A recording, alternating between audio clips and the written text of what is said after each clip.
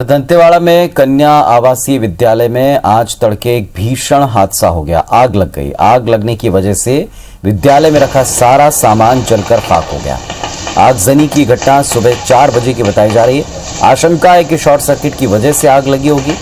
आगजनी की वजह से विद्यालय में रखे 400 बिस्तर, 30 कंप्यूटर, टीवी, जरूरी दस्तावेज जलकर खाक हो चुके हैं। तकरीबन आधे घंटे बाद दमकल की गाड़ियां पहुंची और आग पर काबू पाया। शिक्षा विभाग के अफसर आग से हुए नुकसान का आकलन करने में जुट गए।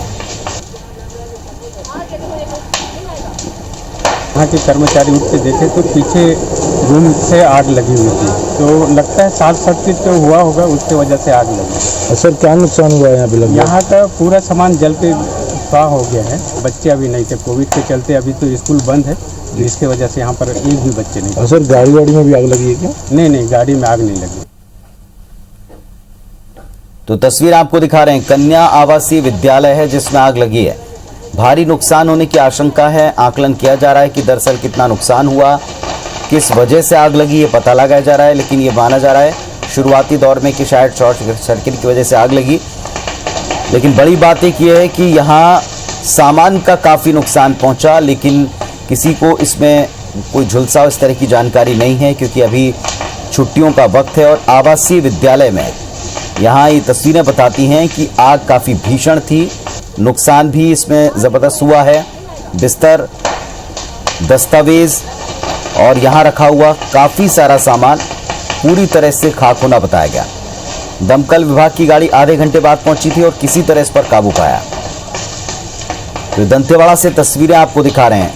आग से कन्या आवासीय विद्यालय में काफ़ी नुकसान पहुंचा है। यहाँ भी टीम पहुंची है, जांच शुरू कर दी है। आग पर काबू पा लेने के बाद में ये पता लगाया जा रहा है कि क्या और कितना नुकसान हुआ है। ये भी जांच का विषय है कि आग किस तरह से लगी।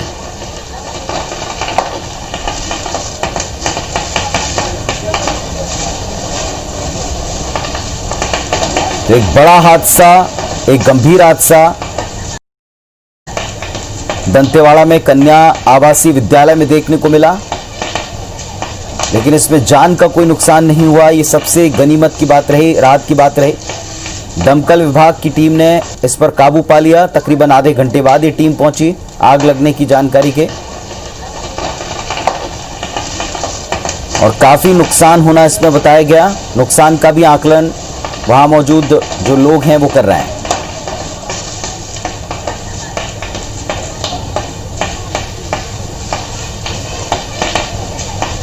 सुबह सुबह इस परिसर में आग लगना बताया गया था और इसके बाद काफी अफरा तफरी इस जगह पर आग बुझाने को लेकर देखी गई।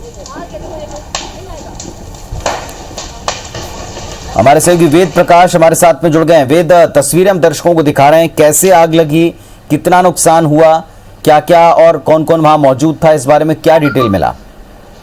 जी देखिए, मुझे बताना चाहूंगा कि आज सुबह 4 बजे से 5 बजे के बीच ये घटना है। उस समय चूंकि आवासीय विद्यालय, लेकिन उस समय वहां पर कोई भी मौजूद नहीं था, यानी कि कोई भी बच्चा उपस्थित नहीं था। केवल एक चौकीदार जो परिसर से लगे एक क्वार्टर में मौजूद था, उसने इस घटनाक्रम को देखा। जब आग की लपटें शुरू हुई तो उसने तुरंत ही अपने उच्च अधिकारियों को इसकी जानकारी दी और तत्काल में जो दमकल गाड़ियां है वो मंगाने के लिए फोन किया गया। लेकिन तकरीबन आधे घंटे बाद दमकल की गाड़ियां पहुंची और वो उस कैंपस में जितने भवन 3 ब्लॉक बने हुए हैं कोटा के लिए, वो तीनों ब्लॉक में जो सामान रखे थे वो सारे के सारे जलकर खाक हो चुके हैं। इसपे 500 टेबल कुर्सियां हैं, तकरीबन 500 बेड है, 500 गद्दे हैं, कुछ पंखे, अलमारी, कूलर रखे हुए थे। ये सारे सामान जलकर खाक हो चुके हैं। इसके अलावा जो दस्तावेज है पिछले 10 से 12 साल के वहाँ दस्तावेज रखे हुए थे कोटा के, उनको भी जलकर नुकसान पहुंचा है, वो भी जलकर खाक हो चुके हैं। अब चूंकि ये पूरा घटनाक्रम शुरुआती दौर में ये माना जा रहा था कि शॉर्ट सर्किट की वजह से आग लगी, लेकिन जिस तरीके से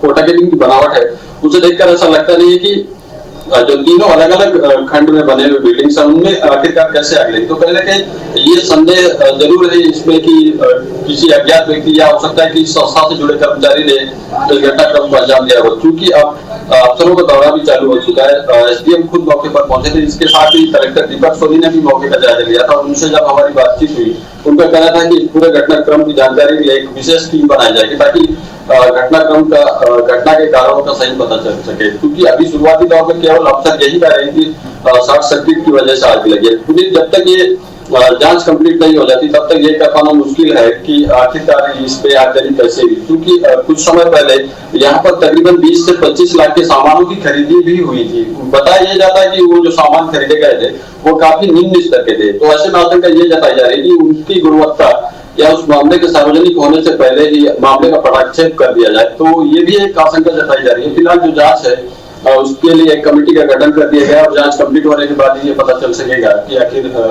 जो आग लगने के कारण है वो क्या थे। ये सबसे बड़ी राहत की बात यह कि इसमें किसी की जान का कोई नुकसान नहीं हुआ, लेकिन आप जैसा बता रहे हैं कि इसमें आशंकाएं कई सारी हैं। पिछले दिनों की घटिया खरीदी को कहीं दबाने छिपाने का प्रयास तो नहीं हुआ, कोई टाइम लिमिट तय की है? क्योंकि अक्सर हमने देखा है जांच टीम बनने के बाद जांच चलती है लेकिन उसका क्या नतीजा निकलता है वो कभी सामने नहीं आता। अगर इतनी बड़ी गड़बड़ी है और गोलमाल हुआ जिस तरह की आशंका है तो कोई टाइम लिमिट सेट की है कि कब तक ये जांच पूरी होगी? किसने और किस स्तर के अधिकारी इसमें शामिल हैं? जी देखिए, इसमें एसडीएम खुद इस मामले की जांच करेंगे और 7 दिवस के भीतर इस जांच की प्रक्रिया को पूरी करना होगा, क्योंकि जो ये मामला है पूरा इसलिए भी संदेह के घेरे में है क्योंकि जिन ब्लॉक्स में सामान रखे थे उन्हीं ब्लॉक्स में ये आग लगी है। उसके अलावा एक बाजू की जो बिल्डिंग है उसी कैंपस में उसमें रिपेयरिंग का काम चल रहा था, उसमें कहीं भी कोई नुकसान नहीं हुआ। तो इस घटनाक्रम पर अगर नजर डाले पुलिस तो पूरा का पूरा ये मामला संदिग्ध जरूर है, क्योंकि पिछले कुछ समय तकरीबन 1 साल पहले यहाँ पर सामान की जमकर खरीदी हुई थी। इसके अलावा और भी कोटा केबिनों में हुई थी, लेकिन इस कोटा केबिन में जो खरीदी हुई है वो उसकी गुणवत्ता काफी निम्न थी।